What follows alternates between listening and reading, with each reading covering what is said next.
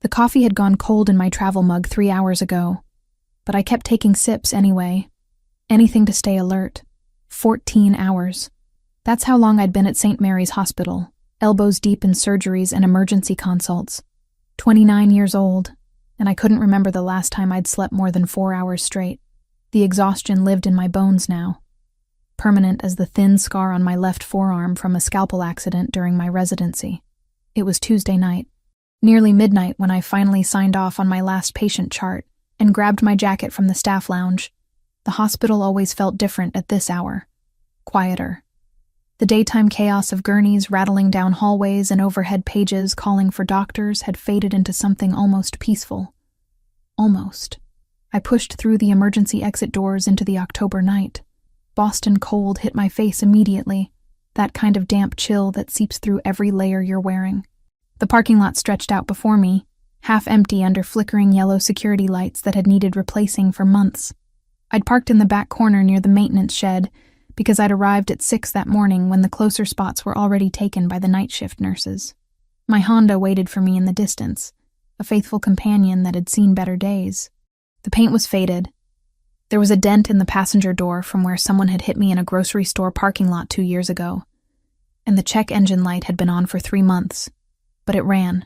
That was all that mattered. I made it halfway across the asphalt before I realized I'd forgotten my umbrella in the lounge. Again, I was always forgetting things lately. Keys, my phone, to eat lunch. The small details that normal people remembered without thinking. The sky opened up without warning. Rain came down in sheets so thick I could barely see 10 feet ahead. October in Boston meant weather that changed its mind every 5 minutes. Sunshine to downpour in the span of a heartbeat. I started running, keys jangling in my jacket pocket, scrubs already soaked through. The fabric clung to my skin, cold and uncomfortable. Water ran down my neck, into my collar, down my spine. My sneakers slapped against wet pavement.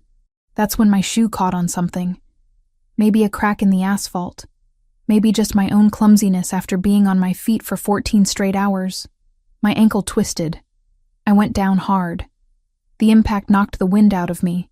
My knees slammed into concrete first, then my palms scraped against rough asphalt as I tried to catch myself. Pain shot up my legs, sharp and immediate. My scrubs tore at the knees.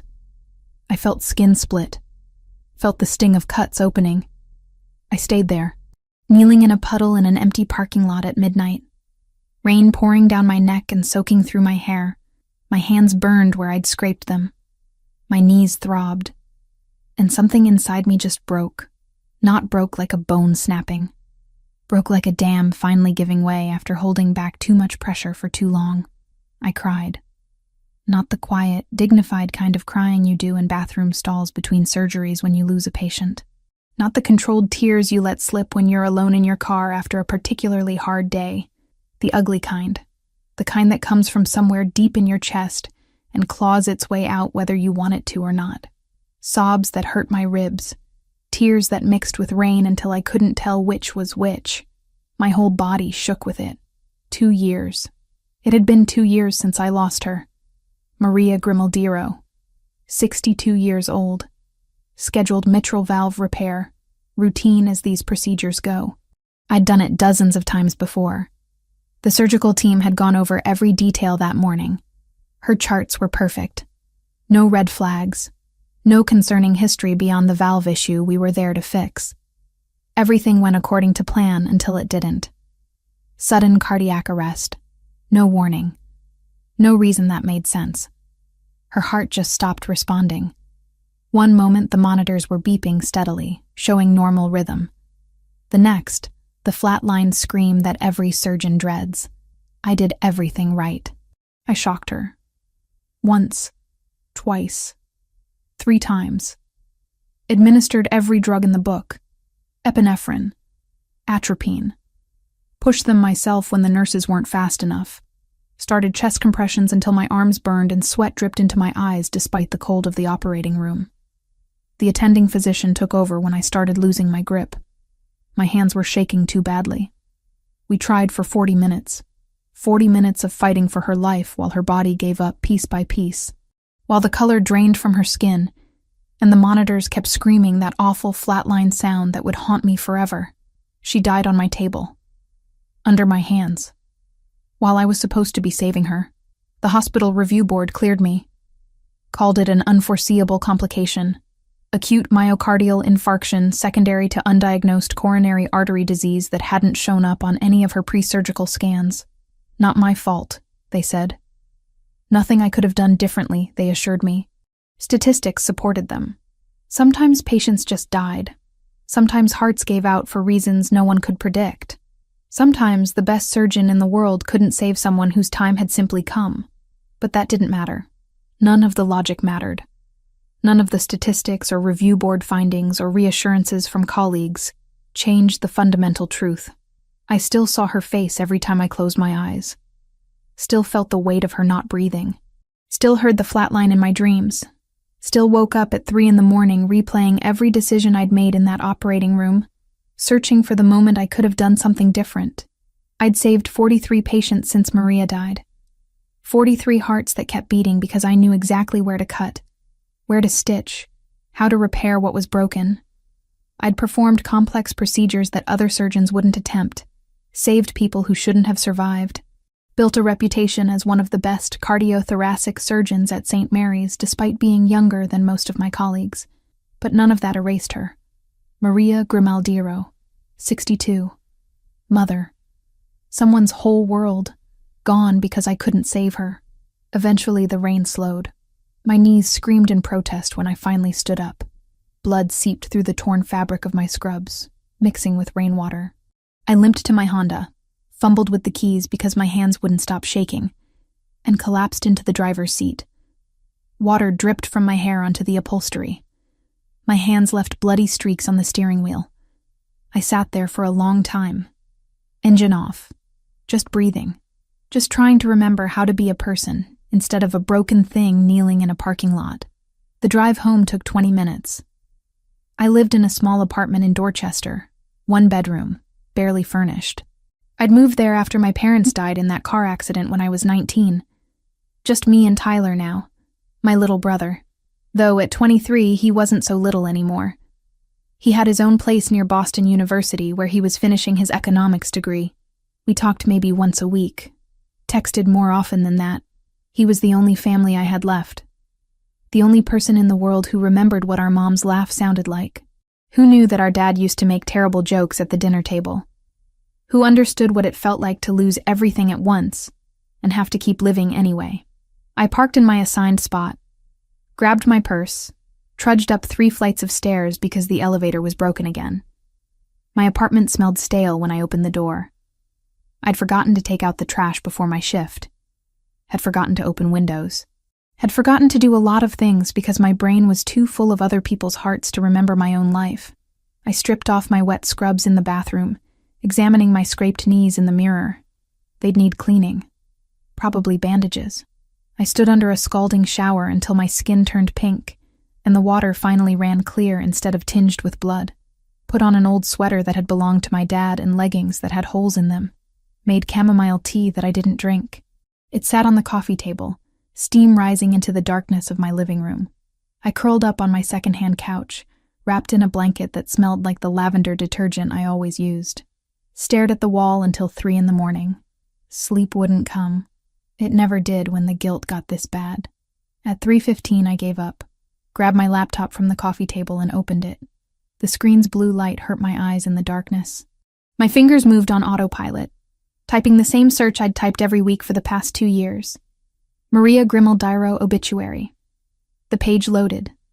I read it again even though I'd memorized every word by now. Every comma. Every capital letter. Maria Teresa Grimaldiro, 62 of Boston, passed away unexpectedly on October 15th. Beloved mother of Lucas. Devoted friend to many. Known for her generous spirit and warm heart. Maria spent her life caring for others, volunteering at St. Anthony's Church and supporting local charities. She will be deeply missed by all who knew her. Services held at St. Anthony's Church. Burial at Oak Ridge Cemetery. I'd gone to her funeral. Stood in the back of the church where no one would recognize me. Watched her family grieve from a distance. Saw her son, A man about my age with dark hair and darker eyes, standing at the front pew with shoulders so rigid they looked like they might snap. He never cried, just stood there, stone-faced, while person after person came up to offer condolences he clearly didn't want. I'd left before the burial. Couldn't watch them lower her casket into the ground. Couldn't face what I'd done. But tonight, staring at that obituary for what felt like the 100th time, something shifted. The address of Oak Ridge Cemetery was listed at the bottom, 40 minutes outside Boston. I'd known it was there all along, but I'd never gone. The thought formed slowly, like dawn breaking after a long night. I could go. Right now, before my shift started at 8. I could see where she was buried. Maybe say the apology I should have said 2 years ago. Maybe find some small piece of peace. I didn't let myself think about it too long. Thinking led to talking myself out of things, to finding reasons why it was a bad idea, to staying paralyzed in guilt forever. I changed into jeans and a clean sweater, wincing as the fabric brushed against my scraped knees, grabbed my jacket, shoved my phone and keys into my purse, left my apartment without looking back. Boston was quiet at 4 a.m, a different city than the one I knew during daylight hours. Streetlights reflected off wet pavement, creating pools of yellow light in the darkness. A few other cars drove past. A man walked his dog on the sidewalk. The world felt suspended, waiting for the sun. I stopped at a 24-hour grocery store on my way out of the city. The fluorescent lights inside were painfully bright after the darkness. An exhausted cashier barely looked at me as I paid for the first flowers I saw. White lilies. They seemed appropriate, clean, respectful. The kind of flowers you brought to someone's grave when you were the reason they needed a grave in the first place. The drive to Oak Ridge took exactly 38 minutes. I counted. Watched the city give way to suburbs, then to stretches of road lined with bare trees. October had stripped most of them already. They stood like skeletons against the pre-dawn sky. The cemetery gates were open when I arrived. No one else was there. Just rows and rows of headstones stretching out under a gray sky that promised more rain later. The grounds were immaculately maintained, grass cut short, paths swept clean. Trees planted at regular intervals to provide shade during summer months. I drove slowly through the grounds, searching for the section listed in the obituary. Found it near a cluster of old oak trees that gave the place its name. Parked my car and got out, clutching the lilies like they might disappear if I didn't hold on tight. Her headstone was black granite with gold lettering. Simple. Elegant. Maria Teresa Grimaldiro. Beloved mother. The dates of her birth and death. Nothing about how she died. Nothing about the surgeon who failed her. Nothing about the 40 minutes of chest compressions that weren't strong enough to bring her back. I knelt in the grass. It was wet and cold, soaking through my jeans immediately. I didn't care. The pain in my scraped knees flared up again, but I ignored it. "I'm sorry," I whispered. My voice cracked on the words. "I'm so sorry I couldn't save you." The words hung in the air, inadequate, pathetic, but they were all I had. I pulled dead leaves away from the base of the headstone, arranged the lilies carefully in the bronze vase built into the stone, traced the letters of her name with my fingertips, feeling the grooves carved into granite. I don't know if you can hear me. I don't know if it matters, but I think about you every day. I've saved so many people since you died, 43, but none of them erase what happened. None of them bring you back, and I'm so tired of carrying this. I stayed there until the sun started to rise, until the sky turned from black to gray to pale orange at the edges, until my knees went numb and my hands were frozen and my tears had dried into salt tracks on my cheeks. When I finally stood to leave, something had loosened in my chest. Not forgiveness, not peace, but something close to it. The smallest bit of release, like a knot that had been pulled tight for 2 years had finally loosened just enough to let me breathe. I promised her I'd come back, that this wouldn't be the last time, that I'd keep her grave clean and bring her fresh flowers and make sure someone remembered her besides just the people who had known her in life. Then I drove back to the hospital and started another shift. Saved 3 lives that day. Went home. Slept for 5 hours without dreaming of flatlining monitors. After that first visit, I couldn't stay away. The peace I'd felt at Maria's grave, however fleeting, was the first relief I'd experienced in 2 years. Something about being there, speaking to her, apologizing out loud instead of just in my head at 3 a.m. It mattered. So I went back. Wednesday morning, 6 o'clock.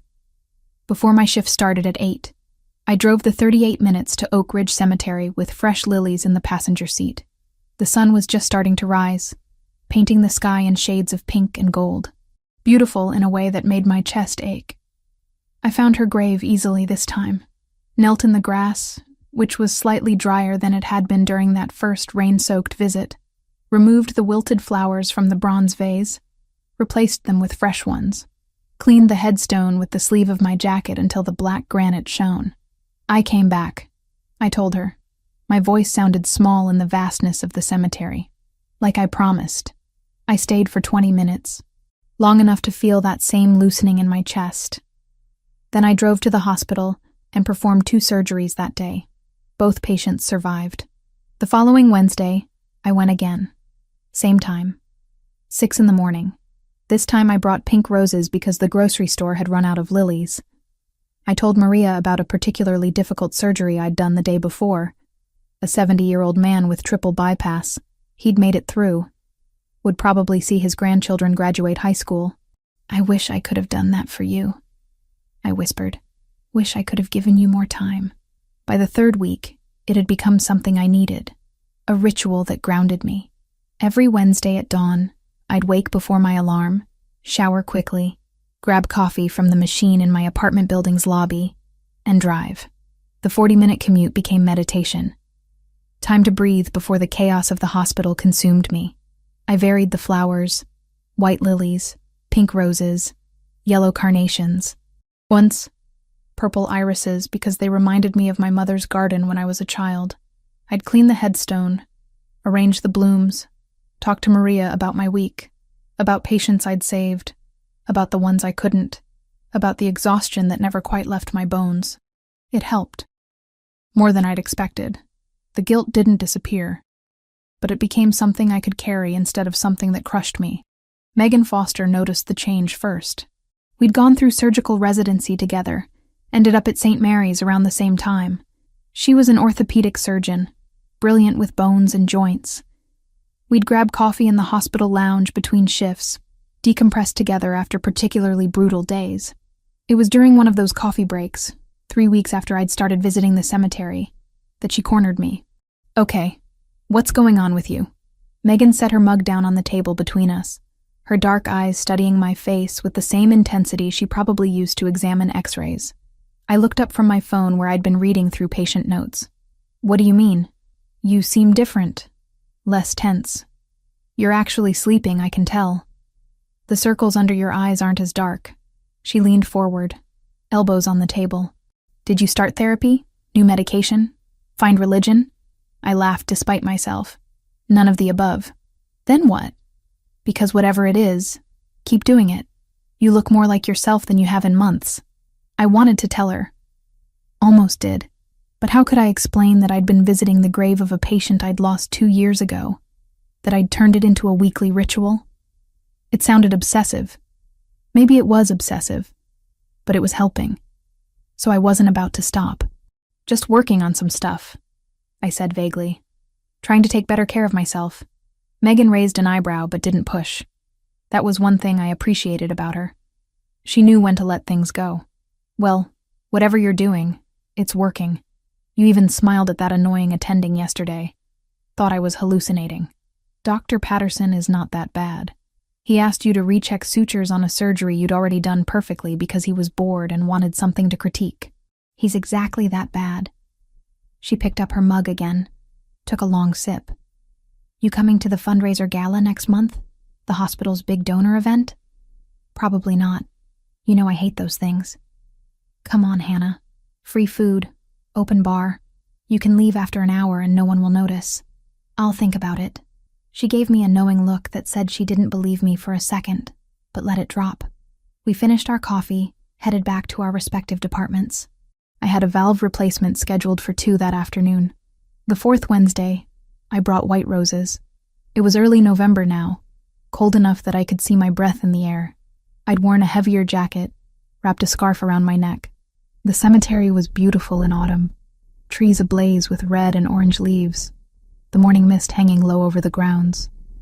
I went through my routine, removed old flowers, placed new ones, wiped down the headstone, settled into the grass despite the cold seeping through my jeans. Getting close to the anniversary, I told Maria, 2 years since you died, since I failed you. I don't know if it gets easier. Everyone says time heals, but I think maybe it just teaches you how to live with the scars. A bird sang somewhere nearby. The wind rustled through the oak trees. Otherwise, silence. I stayed longer than usual that morning. Almost 40 minutes. Didn't want to leave. There was something peaceful about this place. Something that let me breathe in a way I couldn't anywhere else. When I finally stood to go, my legs had gone stiff from sitting in the cold. I stretched, wincing as my knees protested. Turned to walk back to my car. That's when I saw the SUV. Black, expensive looking. Parked about 50 yards away near another cluster of graves. I hadn't noticed it when I'd arrived. Must have pulled up while I was lost in conversation with Maria's headstone. I didn't think much of it.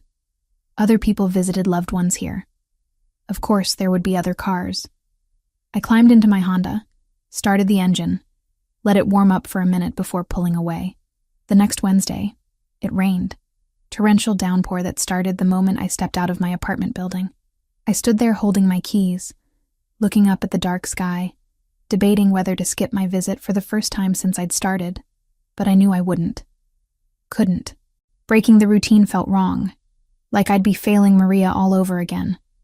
So I grabbed my jacket with the hood, the one that was supposedly waterproof but leaked at the seams, and drove to the cemetery anyway. The rain was so heavy I could barely see the road, had to slow to 30 miles an hour on the highway. What should have been a 38-minute drive took almost an hour. I'd stopped at a different grocery store this time, one that was open early. They didn't have my usual flowers. I ended up with pink roses. Not my first choice, but they'd have to do. The cemetery was deserted when I arrived. Of course it was. Any sane person was home in bed, not driving through a storm to talk to a headstone. But I'd stopped pretending I was sane about this a while ago. I parked close to Maria's section, killed the engine, sat there for a moment watching rain hammer against my windshield, took a deep breath.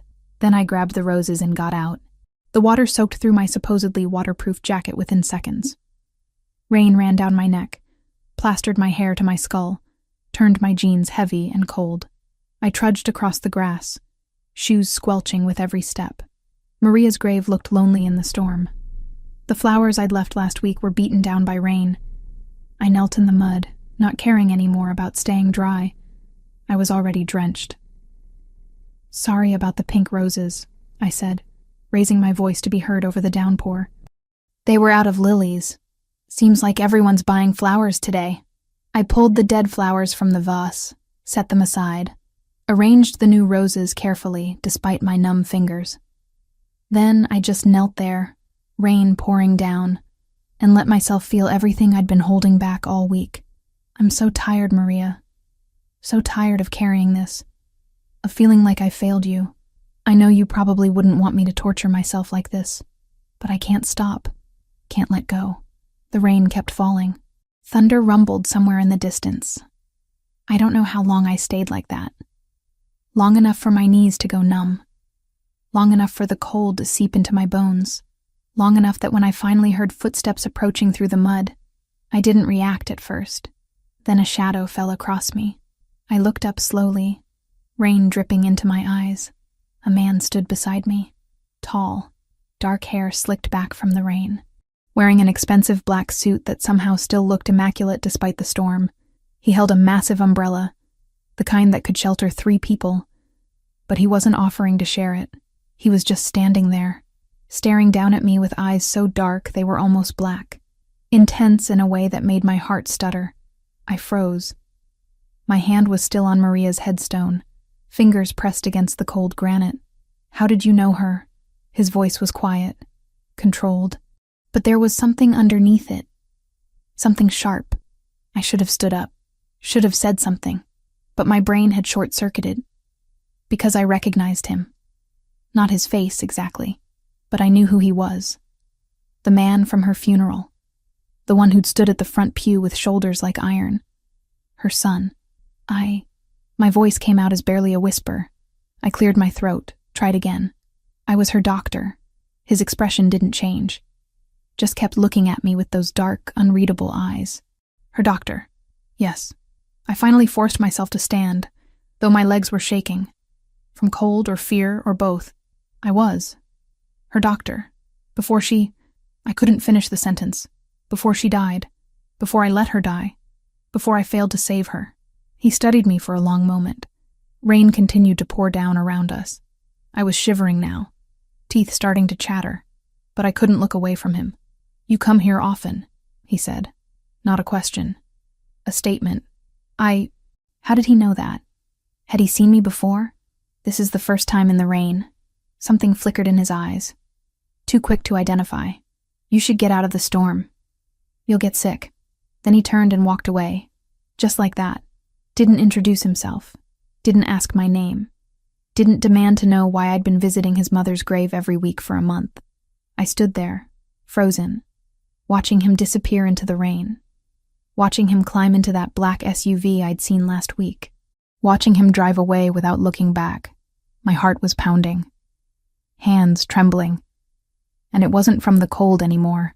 I stumbled back to my car, soaked through, started the engine with shaking fingers. Blasted the heat, but I couldn't stop shivering. He'd known I came here often, which meant he'd seen me before. Had he been watching? Following me? Or did he come here too, to visit his mother, and we'd just never crossed paths until today? I should have asked his name. Should have explained myself better. Should have done something other than stand there like an idiot, while he looked at me with those dark, knowing eyes.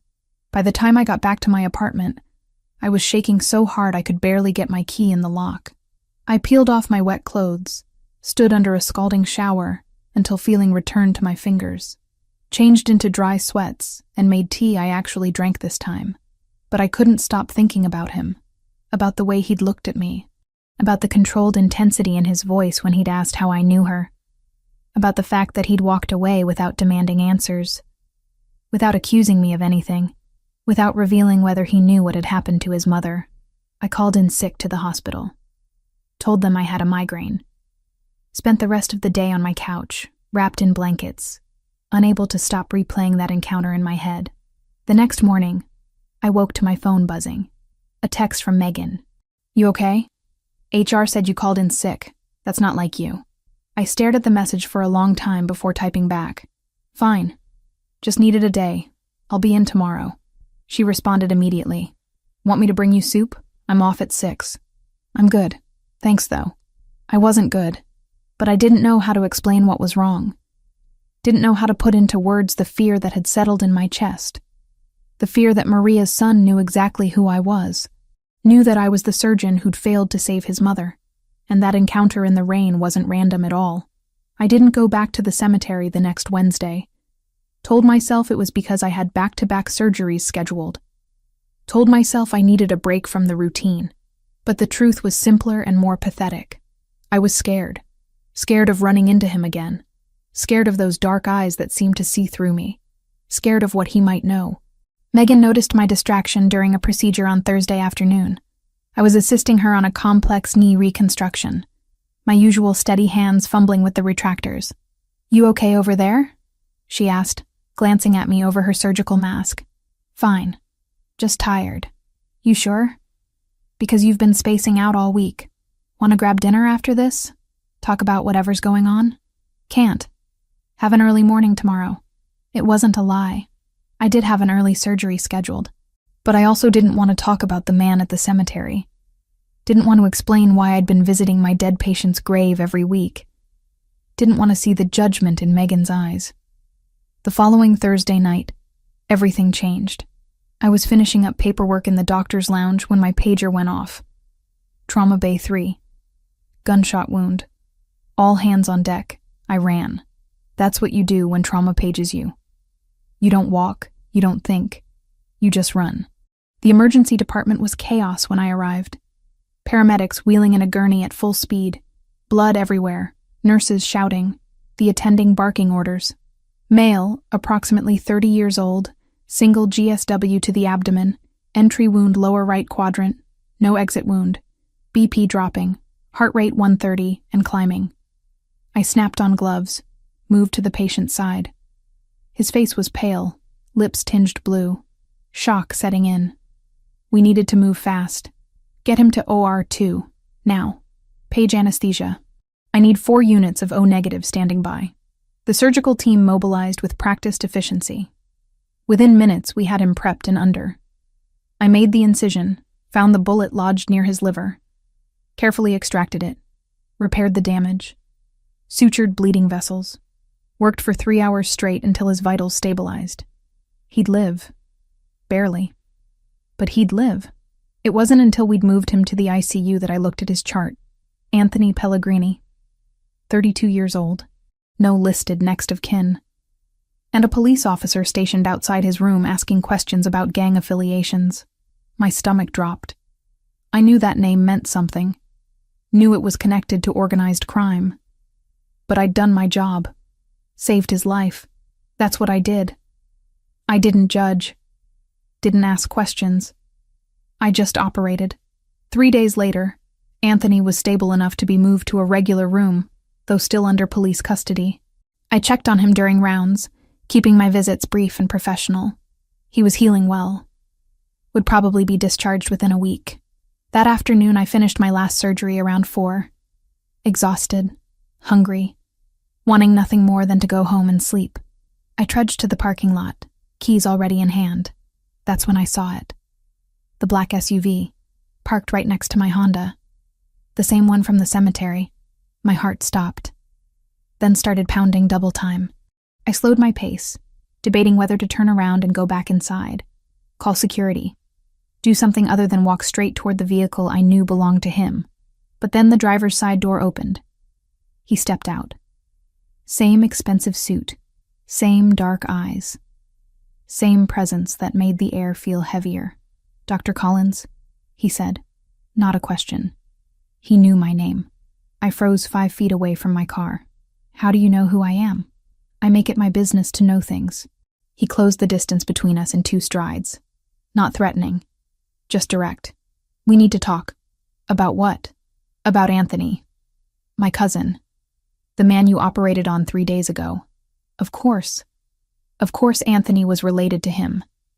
Because my life had apparently decided to become a series of increasingly uncomfortable coincidences. "Your cousin is doing well. He should make a full recovery." "I know. I've been getting updates from the nursing staff." He studied my face with that same intensity I remembered from the cemetery. "You saved his life. That's my job. Not all doctors would have worked as hard on someone like Anthony. Someone the police were waiting to arrest the moment he woke up. I treat all my patients the same. Mr. Grimaldiro. Lucas Grimaldiro." The name hit me like a physical blow. Maria's son. I'd known it, of course. But hearing him say it out loud made it real. "I see you remember," he said quietly. "Your mother. I was there when she—" I couldn't finish the sentence. "I know. I looked into it after I saw you at her grave. Found the surgical records. Read the review board findings. Understood what happened." My throat closed up. He knew. He knew I was the surgeon who'd failed to save his mother. And now he was standing in front of me in a hospital parking lot, talking about how I'd saved his cousin. "I'm sorry," I whispered. "I'm so sorry about your mother." "Why do you go there? Every Wednesday morning? Why do you visit her grave?" "Because I failed her. Because I think about her every single day. Because I need to apologize even if she can't hear me." Lucas was quiet for a long moment. Then, unexpectedly, he said, "She didn't suffer." "What?" "When she died. You told me that at the cemetery. That it was quick, that she didn't suffer." His jaw tightened. "I was in Chicago when it happened. Business trip I couldn't postpone. By the time I got back, she was already gone. I never got to say goodbye. Never got to thank her for everything she did for me. I've been carrying that guilt for 2 years. That's not the same as... Isn't it? You blame yourself for not saving her. I blame myself for not being there. We both carry something we can't fix. He pulled something from his jacket pocket. A business card. Black with gold lettering. Just a phone number. If you ever need anything, Dr. Collins, anything at all, call me. Why would I need to call you? Because you saved my cousin's life when you didn't have to. Because you visit my mother's grave every week and bring her flowers. Because people who do those things deserve to have someone looking out for them. He pressed the card into my hand. Thank you. For trying to save her. For not giving up. Then he turned and walked back to his SUV. Got in.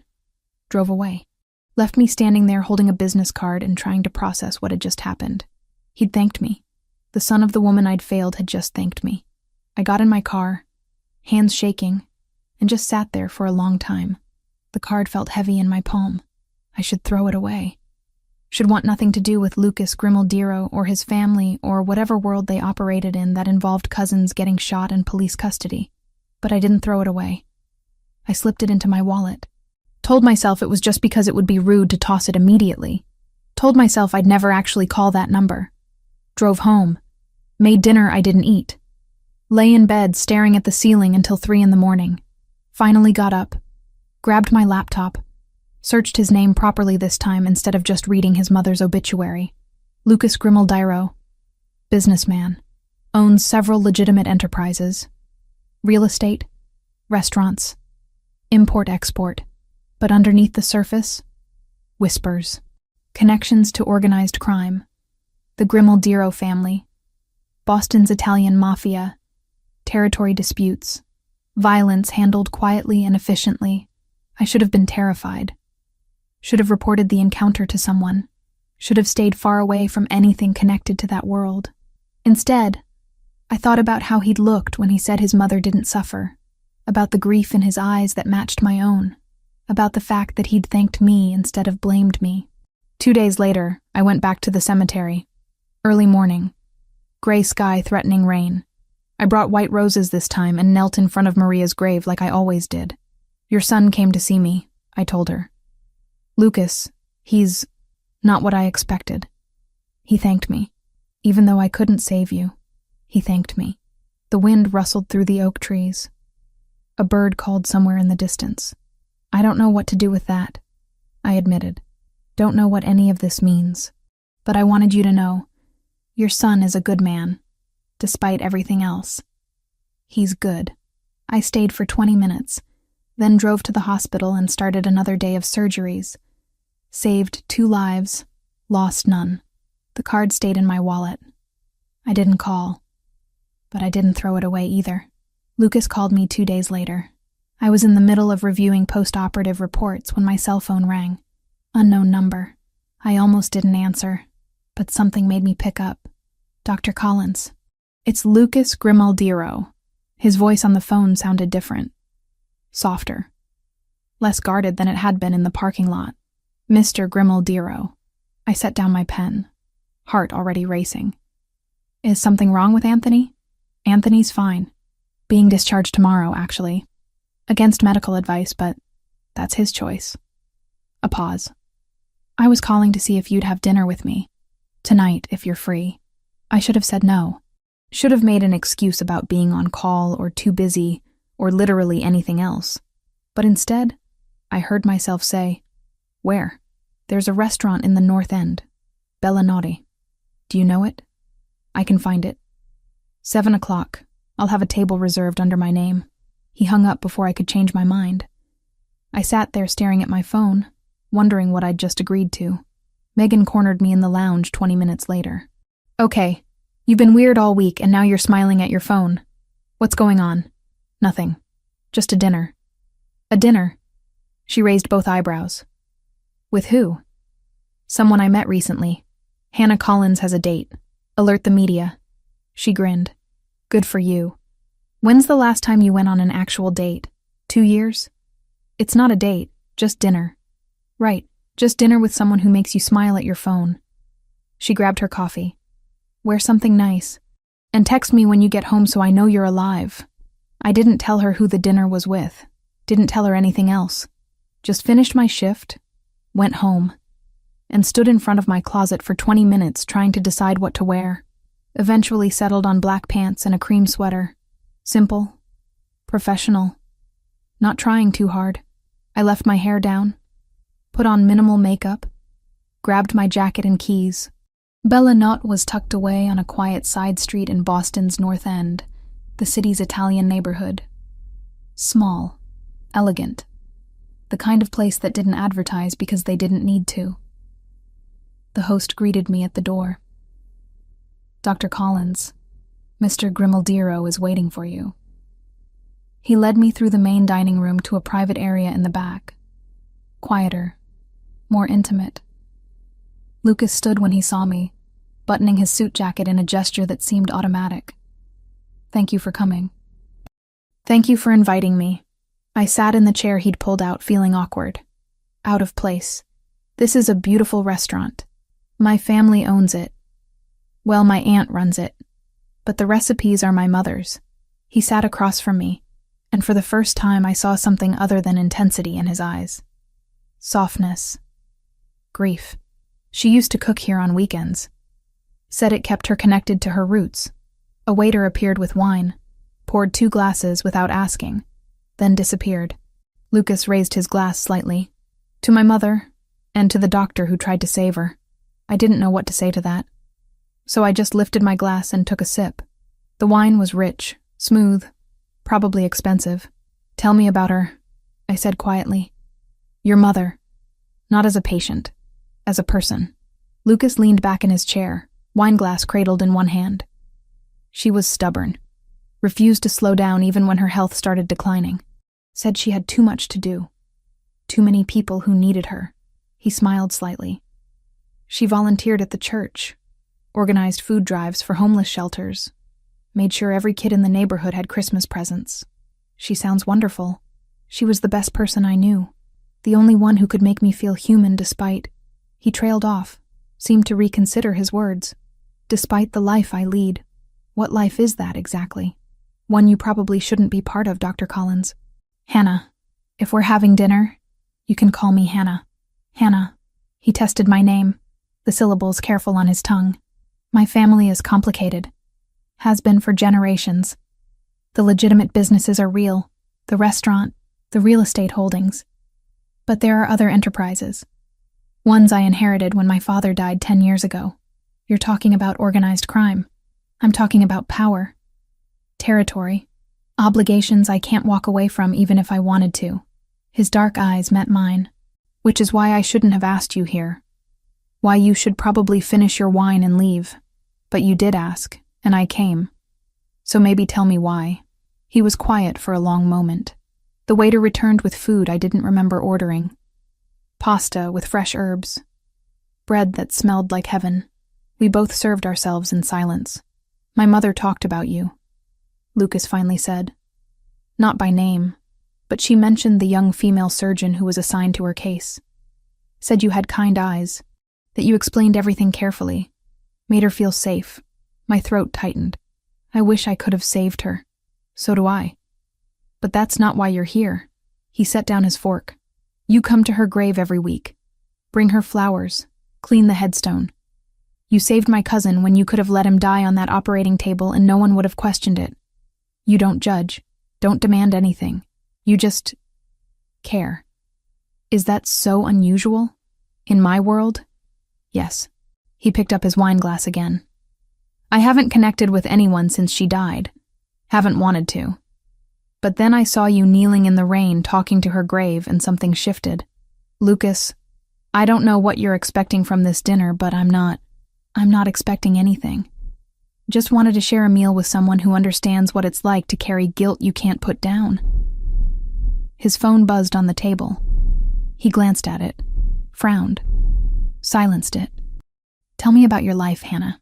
Outside the hospital. So I did. Told him about losing my parents when I was 19. About raising Tyler alongside finishing medical school. About the long hours and the exhaustion, and the way my entire identity had become wrapped up in saving people. We talked through dinner, then dessert, then coffee. The conversation flowed easier than it should have. He asked questions that showed he was actually listening. Shared stories about his mother that made me laugh. Mentioned his aunt who ran the restaurant. his cousin Anthony, who was apparently notorious for getting into trouble. He's been arrested 4 times. Lucas said with something that might have been affection. Never learns. But he's family. Family means everything to you. It's all I have left. When the check came, Lucas paid despite my protests. Walked me to my car like a gentleman from another era. The night air was cold, my breath visible. "Thank you for this," I said, fumbling with my keys. "For dinner. For talking about your mother. It helped. We should do it again. Next week. Same time. Lucas, I don't think... Just dinner. Nothing more. I promise." He stepped closer, not touching, but near enough that I could feel his warmth. "I know this is complicated. No, you shouldn't be anywhere near me. But I'd like to see you again." Every rational thought in my head screamed to say no, to walk away from this man and whatever darkness surrounded him. But standing there in the cold Boston night, looking into eyes that reflected the same grief and loneliness I felt, I couldn't make myself refuse. "Okay. Next week." He smiled. Actually smiled. It transformed his face from hard and dangerous to something almost boyish. "Next week, then. Drive safe, Hannah." I got in my car, started the engine, watched him walk back toward the restaurant in my rearview mirror. My hands were shaking, not from fear, from anticipation. I texted Megan when I got home like I'd promised. "Home safe. Dinner was good." She responded immediately. "Just good? Need details tomorrow." I didn't give her details. Didn't tell her that I'd had dinner with a man connected to organized crime. Didn't mention that I'd agreed to see him again. Just went to bed and lay awake thinking about Lucas's smile and the way he'd said my name. The following Wednesday, I went back to the cemetery. Found Lucas already there, standing beside his mother's grave with fresh roses. White ones. Same as mine. "We keep meeting here," he said without turning around. "Seems to be a pattern." I knelt beside him, placed my flowers next to his.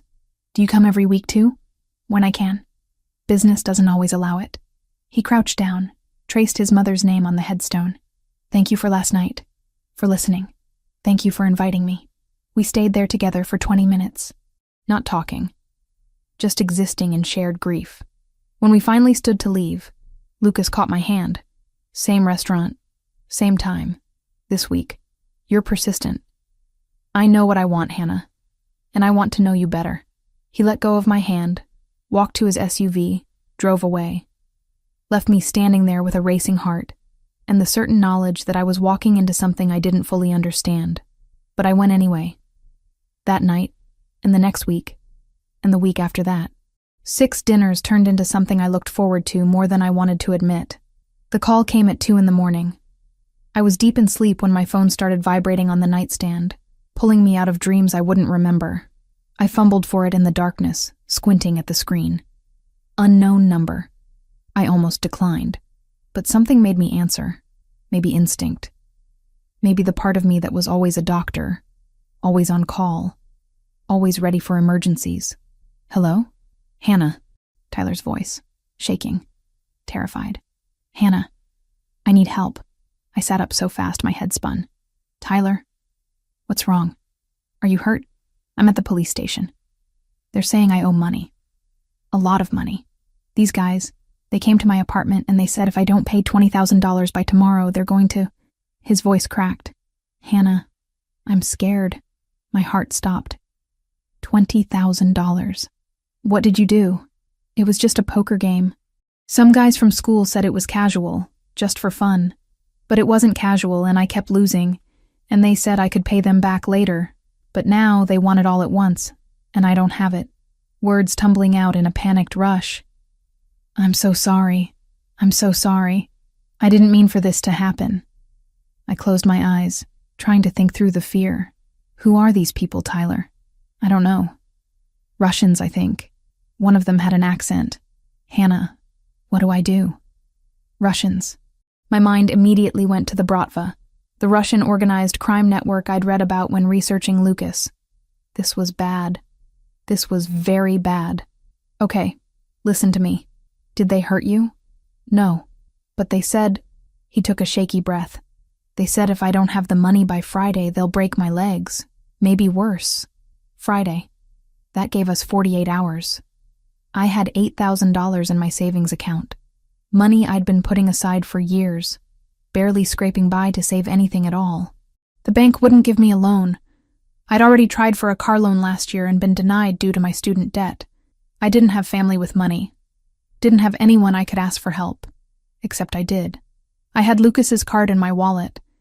Had kept it there for 5 weeks now, telling myself I'd never use it. Stay at the police station until they kick you out. Then go straight home and lock your door. Don't open it for anyone. I'll figure something out. Hannah, I'm so sorry. I know. Just stay safe. I'll call you in a few hours. I hung up. Sat there in the darkness of my bedroom with my heart pounding and my hands shaking. $20,000. 48 hours. My little brother's legs, maybe his life. I pulled out my wallet.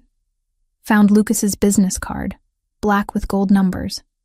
Stared at it for a long time. It was 3 a.m. Insane to call anyone at this hour, but Tyler's terrified voice kept echoing in my head. I dialed before I could change my mind. Lucas answered on the second ring. His voice was alert. No trace of sleep. Hannah, I'm sorry to call so late. I need help.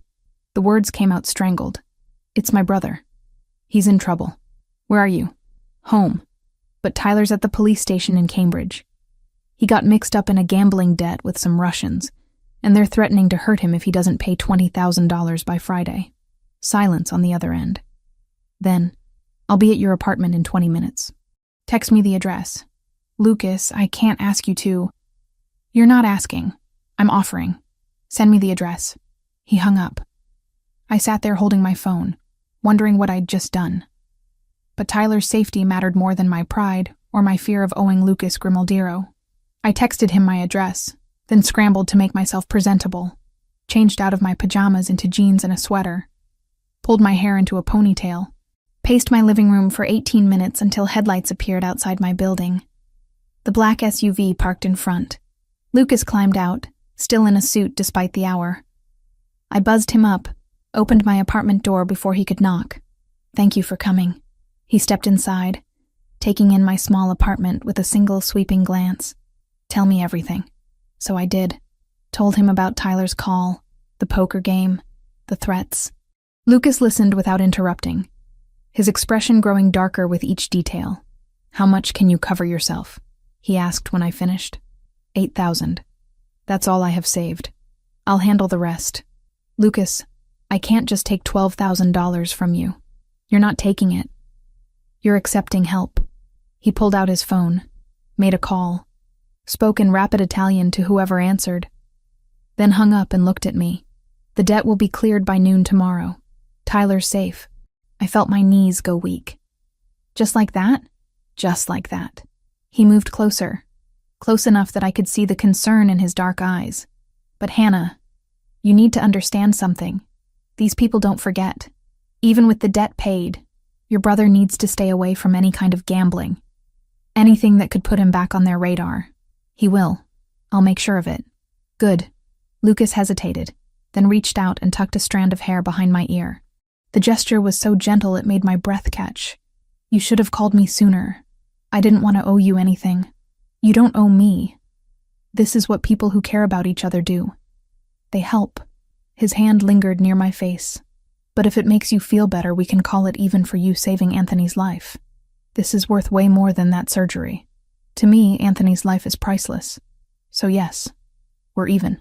He stepped back, professional distance returning. Get some sleep. Call your brother in the morning and tell him everything's handled. And Hannah? Yes? No more poker games. Make sure he understands that. I will. Thank you, Lucas. I don't know how to... You don't need to thank me. Just let me take you to dinner tomorrow night. Same place, same time. I nodded, too overwhelmed to speak. He left without another word, his footsteps echoing down the stairwell. I locked my door and collapsed onto my couch, shaking with relief and something else. Something that felt dangerously close to trust. I called Tyler at 7 a.m, told him the debt was cleared, that he was safe, that he needed to promise me he'd never gamble again. He cried, promised, thanked me over and over. How did you get the money? He asked. I have a friend who helped. What kind of friend has $12,000 just lying around? The kind who owns restaurants and real estate. Don't worry about it. Hannah, I'll pay you back. I swear. As soon as I graduate and get a job, I'll pay back every cent.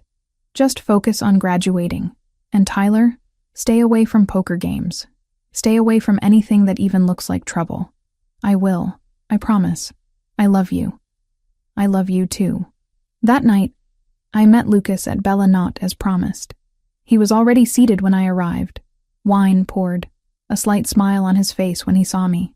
Tyler's okay? He asked as I sat down. Shaken up, but okay. He wants to meet you. To thank you. That's not necessary. It is to him. You saved his life, Lucas. Or at least saved him from having his legs broken. I made a phone call. That's all. He sipped his wine. The bratva won't bother him again. I made sure of it. I wanted to ask how.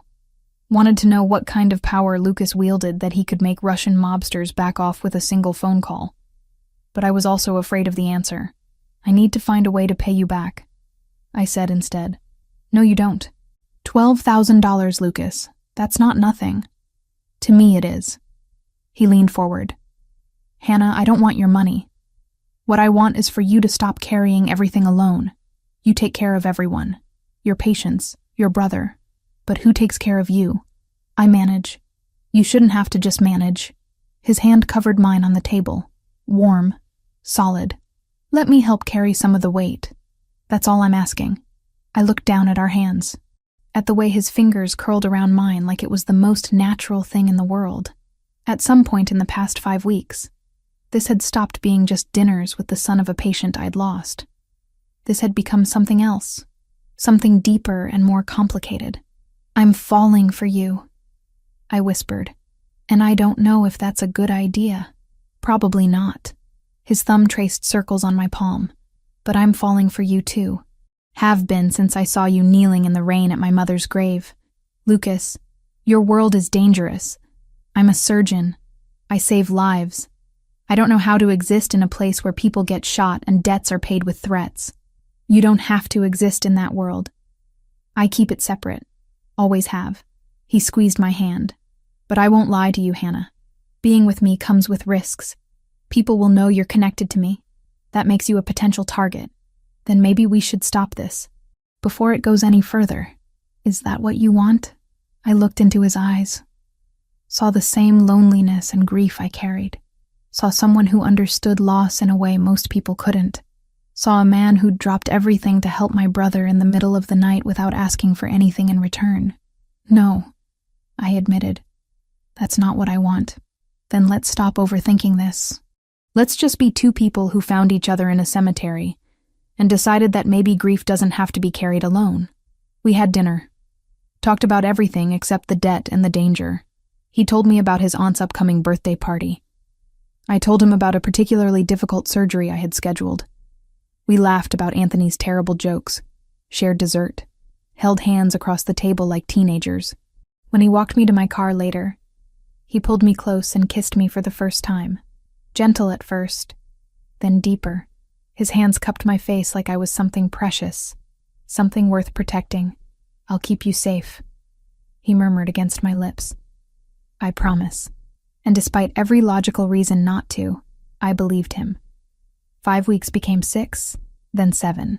Our dinners continued twice a week. Wednesday mornings at the cemetery became something we shared, standing side by side in front of Maria's grave, sometimes talking, sometimes silent. I met his Aunt Rosa, who ran Bella Knott and squeezed my cheeks while declaring I was too skinny. Met more of his family at a birthday party where everyone spoke rapid Italian and no one asked what I did for a living. Megan finally cornered me about it during a particularly long surgery. We were 4 hours into a triple bypass, the patient stable, our hands moving in practice synchronization. So are you going to tell me about this mystery man you've been seeing for 2 months? She asked over the beeping monitors. There's nothing to tell. You're glowing, Hannah. You smile now. You actually took a personal day last week. That's not nothing. His name is Lucas. We met at a cemetery. He's complicated.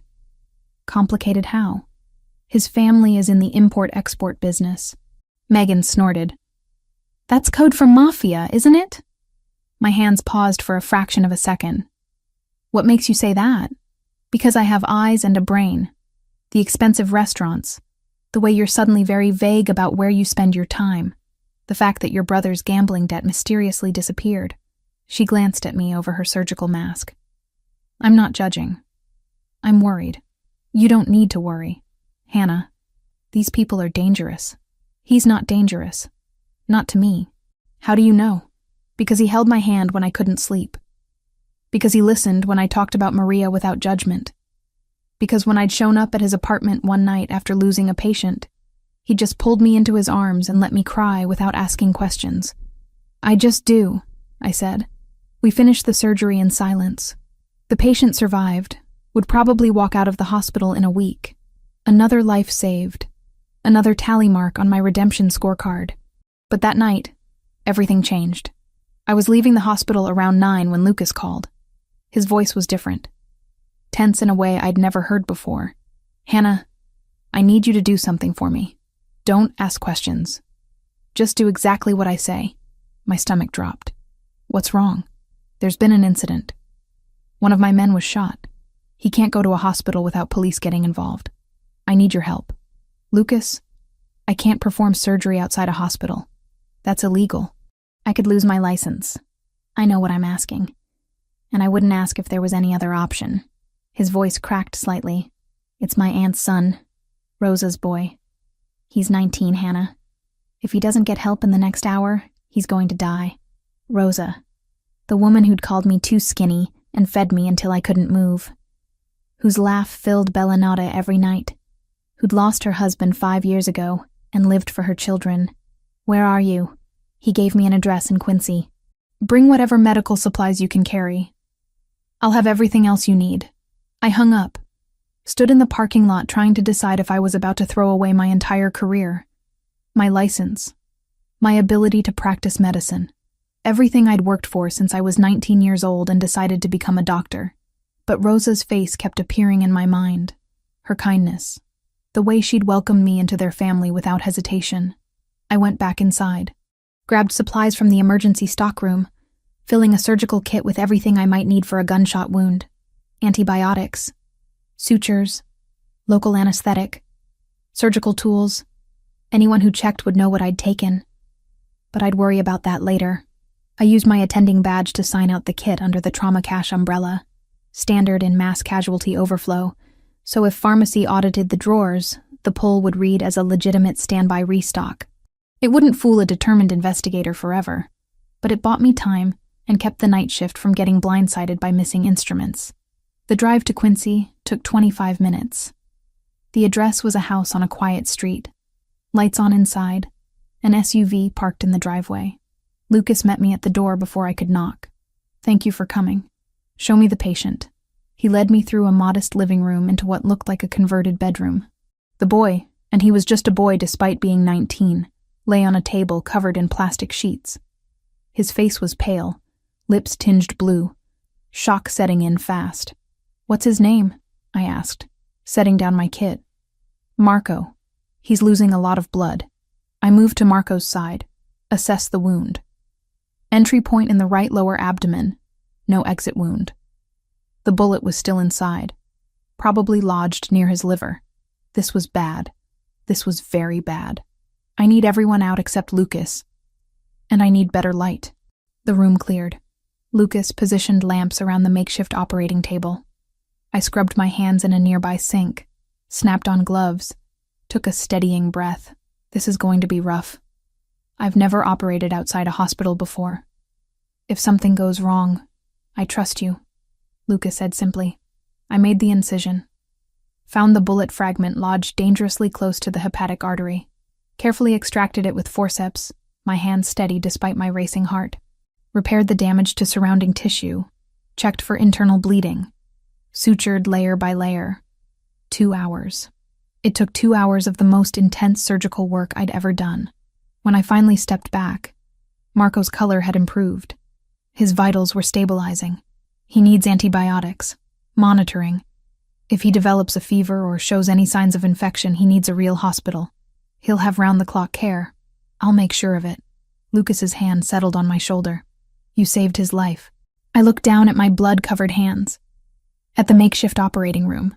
At the illegal surgery I'd just performed. I violated every ethical code I've ever sworn to uphold. You saved a 19-year-old kid who made a stupid mistake. What mistake? What happened to him? Territory dispute. Wrong place, wrong time. Lucas guided me to a bathroom. Helped me wash the blood off. The people responsible will be dealt with. What does that mean? It means you don't need to worry about it. His hands were gentle as he cleaned blood from my fingers. I keep that part of my life away from you. I always will. Lucas, I just performed illegal surgery on a gang member. I'm already involved. No, you're a doctor who saved a life, that's all. But we both knew it wasn't that simple. I'd crossed a line tonight, used my medical skills to help Lucas's organization, became complicit in whatever world he operated in.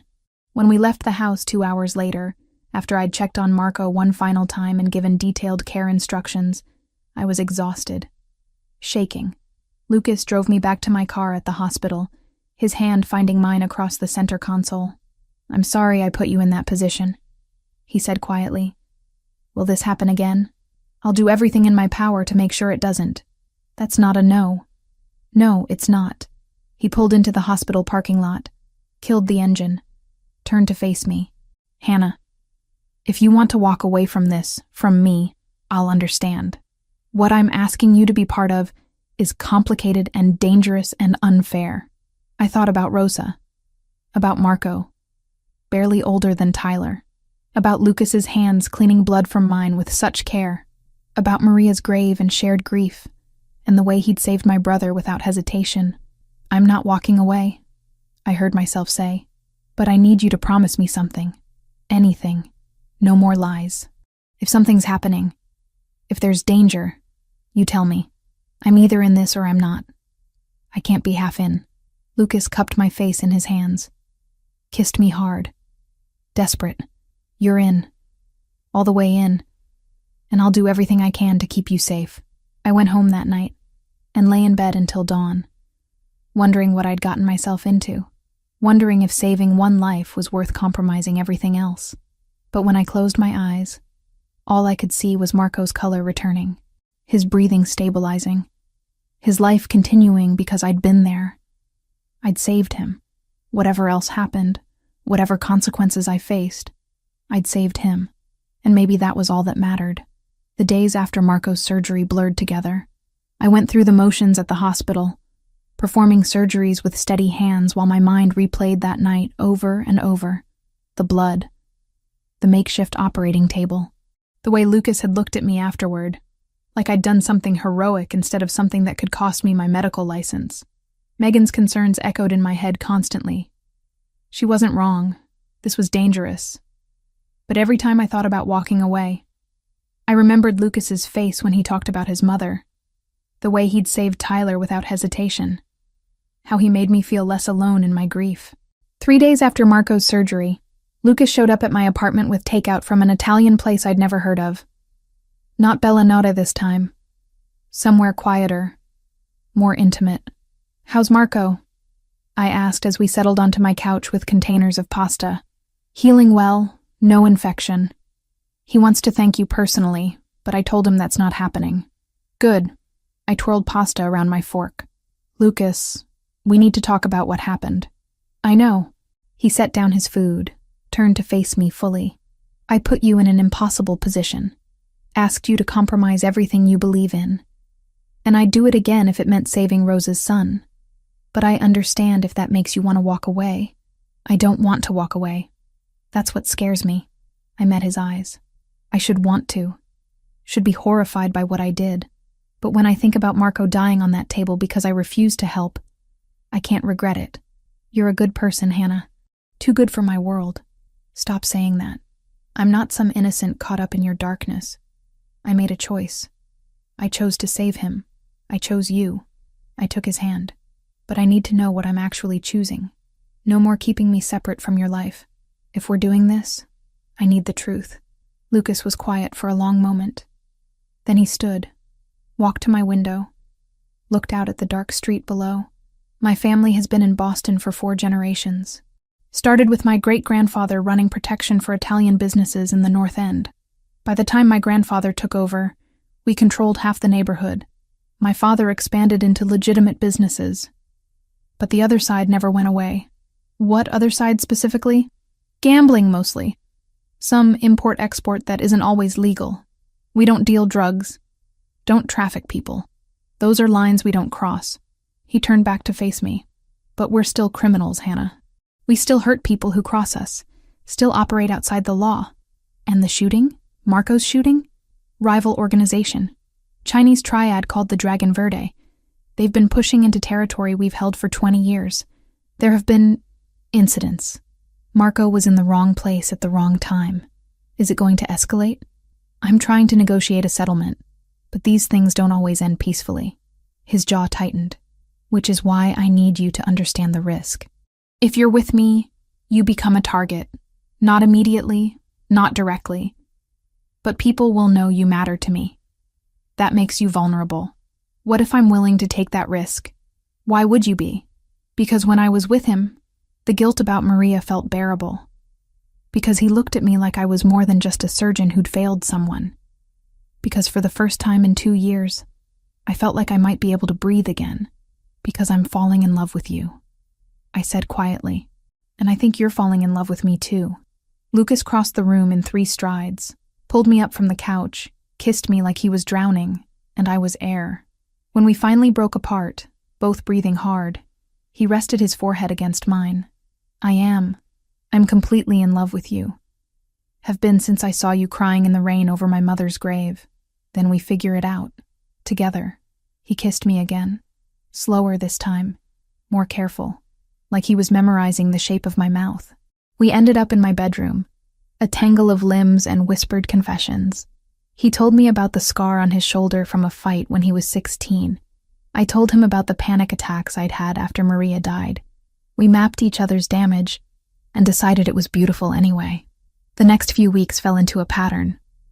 I'd spend days at the hospital, nights with Lucas at his place or mine, Wednesday mornings at the cemetery, twice weekly dinners with his family.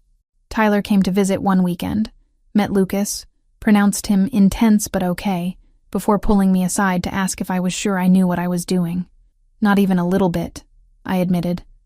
But I'm doing it anyway. Just be careful, Hannah. You're the only family I have left. You too. No more gambling. Haven't touched a card since that night. Promise. But the peace didn't last. It never does in Lucas's world. I was finishing up paperwork after a long surgery when my phone rang. Lucas's name on the screen. I answered, smiling. Hey, I was just thinking about you. Hannah, listen to me very carefully. His voice was ice. You need to leave the hospital right now. Don't go to your car. Don't go home. There's a coffee shop 2 blocks west. Go there. My men will meet you. My blood turned cold. What's happening? The triad. They know about us. I have intel they're planning something. Could be nothing. Could be a threat against you to get to me. I'm not taking chances. Lucas, I can't just leave. I have patience. Hannah. His voice cracked slightly. Please, just do this. For me. I'd never heard him sound scared before. That more than anything made me move. I grabbed my jacket, told the charge nurse I had a family emergency, practically ran out of the hospital. The coffee shop was crowded. I found a table in the back, ordered something I didn't drink, waited. 20 minutes later, 2 men in dark suits appeared at my table. Dr. Collins. We're here to take you somewhere safe. I followed them to an SUV. Different from Lucas's, but the same general presence. They drove me to a building in downtown Boston. Upscale apartment building. The kind with doormen and marble lobbies. Top floor. They led me inside. The apartment was huge. Floor-to-ceiling windows overlooking the city. Sleek, modern furniture. And Lucas, pacing near the windows with his phone pressed to his ear, speaking rapid Italian. He saw me. Ended the call immediately. Crossed the room to pull me into his arms. You're okay. I'm fine. What's going on? The triad made a move against one of my shipments. 3 of my men are dead. And they left a message. He pulled back, his face grim. They know about you. Sent photos of you leaving the hospital. Said they'd take what matters to me unless I back off their territory. My stomach dropped. They're threatening to kill me. They're threatening to try. They won't succeed. He cupped my face. You're staying here until this is resolved. This is my private apartment. No one knows about it except my most trusted people. You'll be safe. He'd already looped a friendly detective who only cared that I stayed alive long enough to testify if anything ever touched my side of the line. No threats, no leverage. Just the pragmatic understanding that keeping me breathing served everyone. For how long? However long it takes. Lucas, I can't just disappear.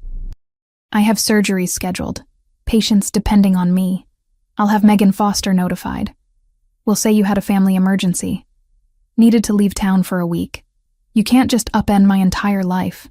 I can, and I will if it keeps you alive. Steel in his voice now. This is not negotiable, Hannah.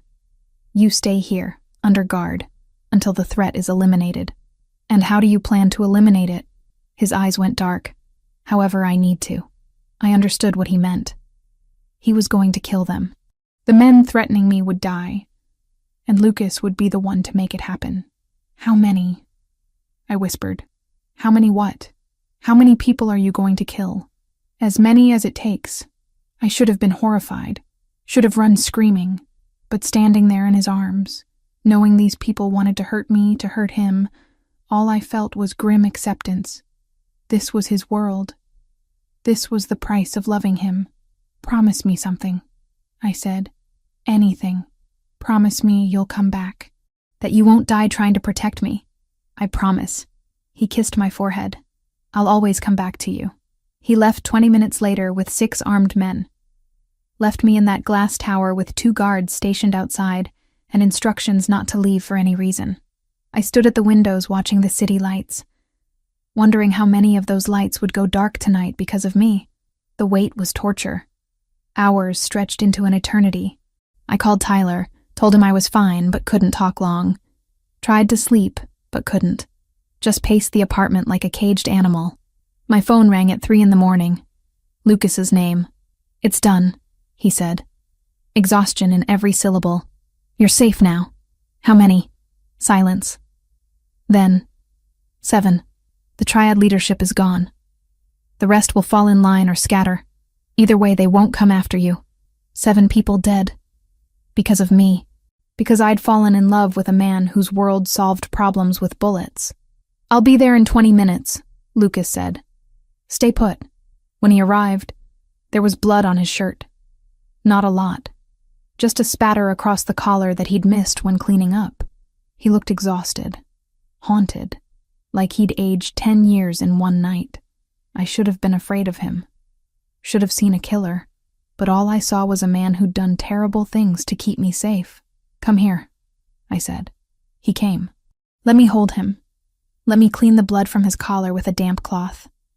Let me be the thing that reminded him he was still human. I'm sorry, he whispered into my hair. I'm so sorry you're part of this now. I chose this. Chose you. I pulled back to look at him. But Lucas, we can't keep doing this. I can't live waiting for the next threat. The next war. The next time you have to kill people to protect me.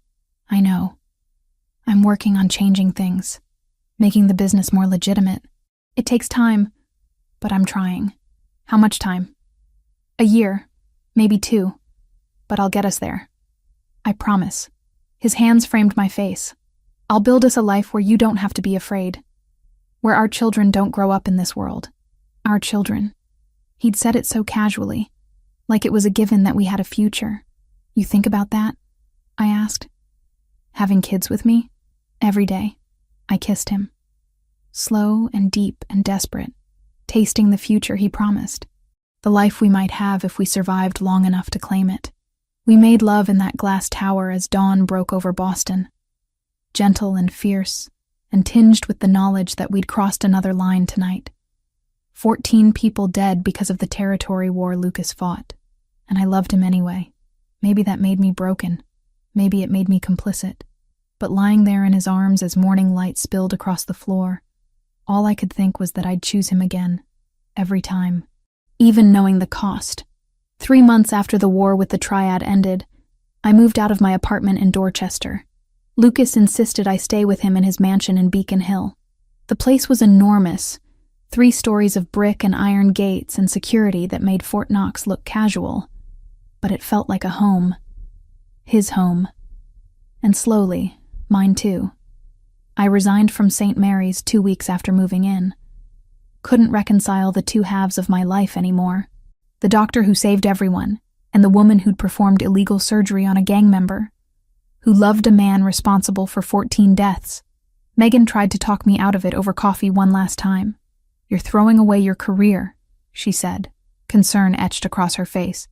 "Everything you worked for since you were 19. I'm not throwing it away. I'm redirecting it." I'd thought about this carefully. Lucas's family foundation funds community clinics in the North End. They need a medical director, someone to oversee operations, hire staff, make sure people who can't afford regular health care get treatment. That's charity work, Hannah. You're one of the best cardiothoracic surgeons I've ever seen. And I'll still be a surgeon. Just at a clinic instead of a hospital. Still saving lives. Just different ones. She studied me for a long time. You love him that much? I do. More than I thought I could love anyone. Then I hope he deserves you. She squeezed my hand. Be happy, Hannah. And call me if you need anything. I promised I would. And when she texted the next morning, just checking on you, I answered for once, instead of letting the message sit until the worry turned into silence. Anything at all. The clinic work turned out to be exactly what I needed. Less pressure, more connection with patients. People who couldn't afford insurance, who worked 3 jobs just to feed their families. I treated everything from minor infections to serious cardiac issues. Set up a program for diabetic patients. Partnered with local hospitals for cases that needed more intensive care. Rosa worked there 2 days a week, handling administrative tasks and translating for Italian-speaking patients. Marco, fully recovered from his gunshot wound, started college with plans to become a physician's assistant. Tyler visited once a month, still uncomfortable with Lucas, but grateful for his sister's happiness. Wednesday mornings at the cemetery continued. Lucas and I would stand at Maria's grave together, sometimes bringing flowers, sometimes just standing in comfortable silence. The guilt had softened over the months, not disappeared. It never would, but it no longer crushed me. One particular Wednesday in late March, unseasonably warm with cherry blossoms starting to bloom across Boston, we stood at Maria's grave longer than usual. Lucas had been quiet all morning, distracted in a way that wasn't like him. "My mother would have loved you," he said suddenly. "Would have welcomed you into the family with open arms. Probably would have started planning the wedding the moment she met you. I wish I could have known her. Really known her. Not just as a patient." She was stubborn, opinionated, had very specific ideas about how things should be done. He smiled slightly. "You remind me of her sometimes. The way you stand your ground. Don't let anyone push you around. Is that a compliment?" "It's an observation. And yes, a compliment." He turned to face me fully, taking both my hands in his. "Hannah, I know our relationship started in an unconventional way, that we've been through things most couples don't experience in a lifetime. But you've become everything to me. You make me want to be better. Make me believe I can be more than just the role I inherited." My heart started racing. "Lucas, what are you saying?" He dropped to one knee right there in front of his mother's grave, pulled a small velvet box from his jacket pocket, opened it to reveal a ring, simple and elegant. A single diamond that caught the morning light. "I'm saying that I love you more than I thought I was capable of loving anyone. That you saw the worst parts of my world and chose to stay anyway. That I want to spend the rest of my life making you as happy as you've made me." His voice was steady, but his hands trembled slightly. "Hannah Carter Collins, will you marry me?" Tears streamed down my face. I thought about the long path that had led us here, my failure to save his mother, the cemetery visits, the illegal surgery, the violence and danger, the way he'd saved Tyler without hesitation, how he looked at me like I was the only thing that mattered.